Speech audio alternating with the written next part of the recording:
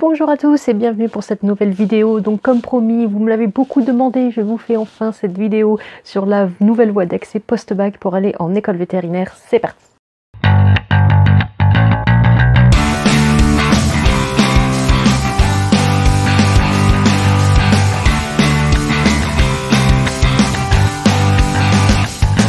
Donc voilà, vous avez été nombreux à me demander cette vidéo. J'hésitais à l'insérer dans la FAQ que j'avais fait la semaine dernière ou à faire une vidéo en soi. Et puis en fait, je me suis dit que j'allais avoir pas mal de petites choses à dire. Donc j'ai préféré faire une vidéo à part entière. Je ne sais pas du tout combien de temps elle durera. Donc je vais vous présenter d'abord toutes les infos qui ont été données à ce jour. Donc vous aurez tous les liens également en barre d'infos si vous voulez toutes les infos complètes. Et puis après, je vous donnerai mon avis, parce que vous l'aurez remarqué, j'aime pas trop présenter les trucs sans y mettre un peu du mien et donner mon avis. Voilà. Donc, cette nouvelle voie d'accès, elle sera post-bac, effective à partir de 2021. Il s'agit en fait d'un an de classe prépa intégrée dans une école vétérinaire. Et pour intégrer du coup veto, donc on va dire que le plus dur normalement est à l'admission du dossier. Donc pourquoi le ministère ou les écoles veto ont décidé d'ouvrir une nouvelle voie? C'est pour répondre à plusieurs problématiques. D'abord parce qu'ils se sont rendus compte que la durée des études vétérinaires en France était les études les plus longues d'Europe. On est à 5-6 ans d'études dans les autres pays, pendant que les 2/3 des élèves mettent plus de 8 ans à devenir vétérinaire en France. Donc c'est énorme la différence, pour au final un diplôme qui a la même valeur, puisqu'il y a une équivalence entre les différents pays de l'Union européenne. Donc voilà, quand vous mettez plus de 8 ans à avoir un diplôme que vous pouvez avoir en 5 ans dans un autre pays, je pense qu'ils se sont posés des questions du coup. Donc voilà pour cette première raison. Ensuite, parce que les écoles vétérinaires souhaitaient diversifier les profils, ils se sont rendus compte que les élèves qui entraient en école vétérinaire, c'était des profils, on va dire, socialement favorisés, et aussi qui venaient de grandes métropoles, donc qui n'étaient pas en adéquation avec les besoins d'aujourd'hui. Ce qui m'amène au troisième point, du coup, c'est pour répondre aussi au manque de vétérinaires et surtout à la désertification vétérinaire en milieu rural. Et du coup, ils veulent diversifier les profils pour amener des vétos, des élèves qui ont envie de faire véto rural plus tard. Donc ils espèrent pouvoir combler ce vide de vétérinaires avec l'ouverture de cette nouvelle voie-là, diversifiant les profils.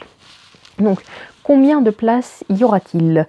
Alors, le nombre total de places, quel que soit le concours, par an en France, est de 640 places. Et post-bac, il y aura 160 places accordées. Par contre, elles seront au détriment des places proposées par la voie A, donc par la prépa BCPST. Donc là, j'ai regardé les chiffres. Cette année, en 2020, il y avait 462 places offertes avec la prépa BCPST, et avec la mise en place de cette voie, on tombera à 300 places par la voie prépa BCPST. Et du coup, les places en concours B, C, D, ça reste inchangé, c'est les mêmes que ce qui est déjà fait aujourd'hui. Et du coup, ces 160 places correspondent à 40 places par école vétérinaire. Donc, comment se fait l'inscription? L'inscription se fera sur Parcoursup. Vous aurez un questionnaire général de préorientation à remplir et votre dossier à envoyer.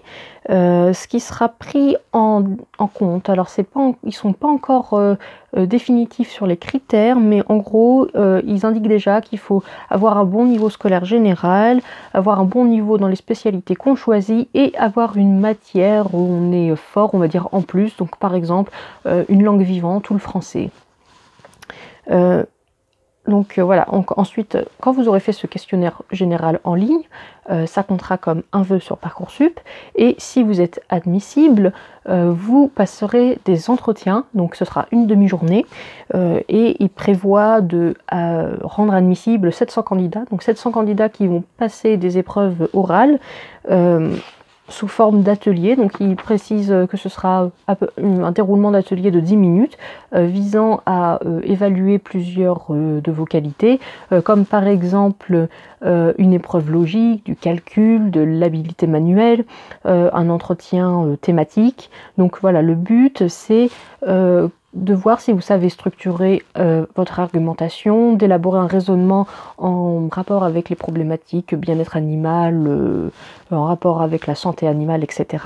Si vous avez aussi de regarder vos capacités de communication et ils disent aussi que ce sera très apprécié de votre connaissance de la réalité de la profession vétérinaire, et ils disent des professions vétérinaires, donc renseignez-vous, il n'y a pas que vétérinaire chien-chat et vétérinaire de campagne, il y a plein d'autres métiers.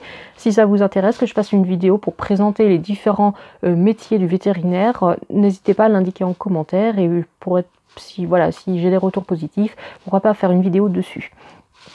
Donc voilà, autre formalité pour cette voie-là. Donc, il faudra être en terminale pour la première fois et obtenir son bac cette même année. Donc, c'est-à-dire que si vous avez eu déjà votre bac avant 2021, vous ne pouvez pas vous inscrire avec cette voie-là. Et les redoublants, du coup, ne sont pas éligibles parce qu'ils disent voilà, que c'est pour votre première terminale que vous avez le droit de le faire. Voilà, donc ensuite... des petits trucs un peu, on va dire, pratiques. Donc, quel que soit le concours choisi, de façon générale en France, ABCD, voilà, vous ne pouvez le tenter que 2 fois. Donc, là, ça va être comptabilisé en partie donc, de faire cette voie-là.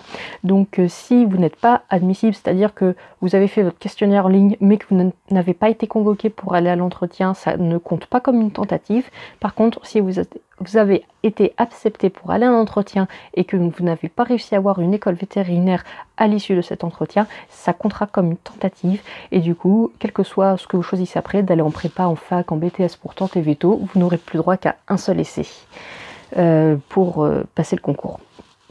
Donc, alors, quelle spécialité choisir? Donc, c'est bien parce que ça fait écho à la vidéo d'avant où vous m'avez posé la question, je disais que je savais pas trop quoi y répondre. Et en fait, si j'avais préparé cette vidéo avant d'avoir fait celle d'avant, j'aurais vu qu'il y avait déjà la réponse à cette question-là. Donc, en gros, qu'est-ce qu'ils préconisent?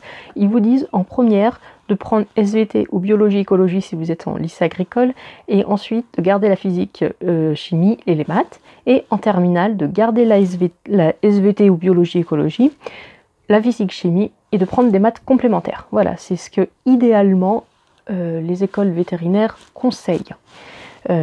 Et du coup, qu'est-ce qui se passe si vous êtes accepté? Si vous avez la chance d'être accepté, qu'est-ce qui se passe ensuite?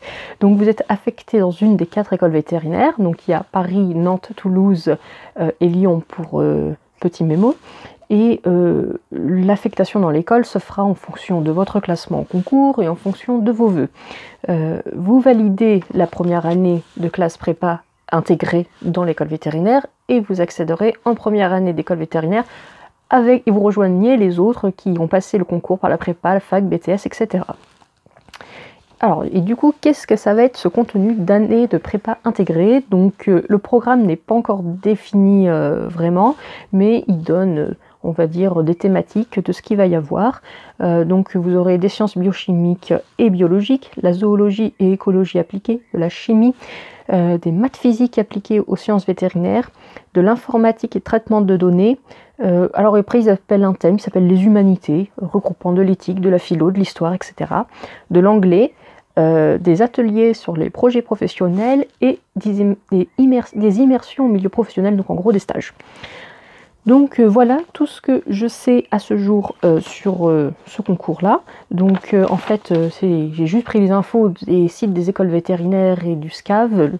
Donc je vais vous mettre les liens en barre d'infos si vous voulez revoir tout ça un peu dans le détail. Et donc maintenant, j'avais envie de vous parler un petit peu de ce que j'en pense. Donc sur les points positifs, déjà je trouve que c'est une super chance pour ceux qui pourront tenter ce concours. C'est super franchement qu'ils mettent ça en place. Enfin, il y a du post-bac, comme dans la plupart, même dans toutes les autres facs à l'étranger, enfin ça va être du post-bac. Et du coup, ça permet aussi que ce soit plus harmonisé avec l'Union européenne, que la durée des études soit plus courte. Voilà. Et du coup, j'ai pas mal de petits points négatifs, c'est surtout des appréhensions de ma part. Donc après, ce sera avec les échos de ceux qui font cette voie-là qu'on en saura plus. Hein. Mais voilà, par exemple, ils disent clairement, depuis 2012, qu'ils ont augmenté de 35% les places disponibles en école vétérinaire. Et pourtant, il n'y a toujours pas assez de veto aujourd'hui, que ce soit chien-chat ou que ce soit rural, même si c'est beaucoup plus marqué en rural. Et je trouve que du coup, en fait, ils ouvrent une nouvelle voie, mais si vous voulez, ça ne vous fait pas plus de place. C'est des places qui prennent aux gens qui vont en prépa BCPST. Donc comment espèrent-ils combler un manque de vétérinaires quand le nombre aujourd'hui de vétérinaires formés n'est pas assez? Alors est-ce que les étudiants ils ne pratiquent pas? Pourquoi on enlève des places aux prépa? Et puis ils disent qu'ils font cette voie-là pour motiver les élèves à faire du rural. Mais en aucun cas on vous demande d'être issu de la ferme, d'avoir travaillé dans une ferme. Enfin voilà, vous pouvez très bien bidonner à l'entretien et être pris. Et enfin, je trouve ça du coup un peu bête. Et puis même, moi je trouve que, enfin, et puis c'est ce qu'ils me disent aussi eux-mêmes. Enfin, quand j'étais aussi je suis arrivée en école vétérinaire en Allemagne, pareil, on m'a dit pareil. Disant l'idée que vous avez en tête en arrivant, ce sera certainement pas la même en ressortant. Donc recruter des gens pour dire j'ai envie de faire vétérinaire rural, ça se trouve ils vont se rendre compte que ça leur plaît pas pendant le cursus, et vice versa, peut-être que des gens qui se voient absolument faire que du chien-chat vont faire un stage en rural et se dire ah non en fait c'est de la rurale que je veux faire. Donc voilà, demander à des jeunes de 17 ans d'avoir un projet professionnel béton sur Veto Rural et tout, enfin je sais pas si ça va résoudre le problème en fait de faire des trucs post-bac pour répondre à Veto Rural, enfin voilà. C'est peut-être que je m'égare, mais voilà, c'est des petits trucs que j'ai pas compris. Enfin, voilà, je ne comprends pas. Et voilà. Du coup, et puis c'était aussi, donc je trouve ça bien, les épreuves qu'ils font, les petits ateliers. Par exemple, l'habilité manuelle, parce que c'est vrai, il faut pas l'oublier, vétérinaire, on va dire, c'est autant un métier intellectuel que manuel. Donc c'est super de pouvoir évaluer ça, par exemple, même si je ne sais pas comment ils vont s'y prendre. Par contre, voilà, les entretiens thématiques sur les bien-être et tout, peut-être que, est-ce que vous lycéens, est-ce qu'on est, de façon, à quel moment on est mature pour parler de ça quand on n'est pas dans le milieu? Parfois on ne sait pas, on a des idées erronées, donc bon, ça dépend comment ils font. Hein. Enfin, de toute façon, si c'est juste pour voir si vous savez structurer une argumentation, mettre en place un raisonnement, et qu'ils ne regardent pas trop de contenu, bon, à voir. Hein. Moi, j'attends des retours. Mais c'est surtout qu'en fait, par mes entretiens, j'espère que la motivation va être réellement prise en compte. La motivation de l'élève, même s'il a un dossier pareil. Parce qu'on demande encore des dossiers béton, en gros, un bon niveau scolaire et tout. Oui, je suis d'accord, il faut un bon niveau scolaire pour réussir quand même. Mais la motivation, elle doit aussi être prise en compte. Hein. Quelqu'un qui est super fort partout, mais qui n'est pas très motivé, ça ne fera pas forcément un bon veto que quelqu'un qui a des moins bonnes notes, mais qui est ultra motivé. Et c'est dommage que on n'ait pas encore une prise en compte un peu, par exemple, comme en Allemagne, où par exemple les ASV, enfin ceux qui ont été en milieu agricole, ont des passerelles pour aller faire vétérinaire. Parce que voilà, il y en a beaucoup qui font ASV parce que sur le coup, ils n'ont peut-être pas le niveau ou pas le temps, pas envie, etc., qui au final continuent en étant vétérinaires, et je trouve ça génial. Et ça, du coup, voilà, on a la preuve que c'est plein d'élèves en fait qui n'ont pas forcément eu des bonnes notes à l'école, mais une motivation en béton, et ça leur a permis de réussir à atteindre leur but. Alors pourquoi on ferait pas ça en France? Voilà, voilà, après on n'en sait pas, c'est juste des lignes directrices qu'ils ont données, mais j'espère vraiment que la motivation profonde de l'élève sera prise en compte et que ce sera pas borné sur le dossier scolaire. Après voilà, un petit truc un peu, enfin ça c'est peut-être que moi, hein, peut-être que je suis un peu parano et tout, mais moi je me demande si avec cette voie-là, il ne va pas y avoir des tensions en première année d'école avec ces gens-là qui viennent du post-bac et les gens qui sont tapés 2 ans ou 3 ans de prépa.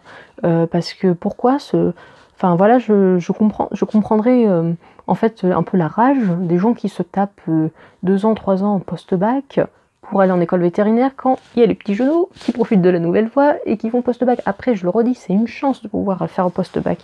Mais voilà, si c'est pas 100% des élèves pris de cette façon-là, est-ce qu'il va pas y avoir des petites tensions? Après, peut-être que ça va se dissiper très vite, hein, certainement, mais à la rentrée, je pense qu'il y aura peut-être des petites tensions. Dites-moi, hein, c'est peut-être moi qui suis parano, mais moi, je vois un peu le truc se profiler. Et donc j'espère que cette voie-là, c'est un essai pour après, à terme, faire disparaître ces classes prépa, faire disparaître tous ces concours très élitistes et pouvoir privilégier du coup la voie du post-bac. J'espère que voilà, c'est un début et que ça ne va pas s'arrêter là. Voilà. Et par contre, ça aussi, je trouve ça pas terrible de compter l'entretien comme une première tentative. Enfin, en prépa, il y a beaucoup, il y en a beaucoup qui réussissent que du deuxième coup. Et du coup, j'ai peur que... Enfin voilà, je trouve ça vraiment dégueulasse que ça prennent une possibilité parce que vous avez passé un entretien post de bac et qu'après vous aurez plus qu'une chance en prépa ou à la fac ou quoi. Je trouve ça, ouais. Moi je suis pas d'accord avec ça, mais bon, c'est pas moi qui décide malheureusement. Et j'ai peur aussi, voilà, que ça favorise encore les super bons dossiers et que peut-être que ces dossiers-là, ils auraient très bien réussi en allant en prépa, passer le concours, vous voyez ce que je veux dire. Donc j'espère que ces dossiers vont surtout prendre en compte, voilà, la motivation, des choses autres que des simples notes, des simples dossiers scolaires, voilà, de simples capacités intellectuelles, on va dire, voilà. Donc voilà, c'était tout pour aujourd'hui. J'espère que cette petite vidéo vous a plu. Donc après, voilà, je n'en sais vraiment pas plus. Donc je vous ai dit tout ce que je savais. Et voilà, donc on verra bien ce que ça donne. Et dites-moi, enfin voilà, vous devez être super content qu'il y ait cette voie-là ouverte. Donc voilà, vous avez vraiment beaucoup de chance. Moi, la première, j'aurais vraiment aimé qu'il y ait ce genre de voie-là quand j'étais en terminale. Bon, bah voilà, je vais m'arrêter là et je vous dis à la prochaine. Tchuss!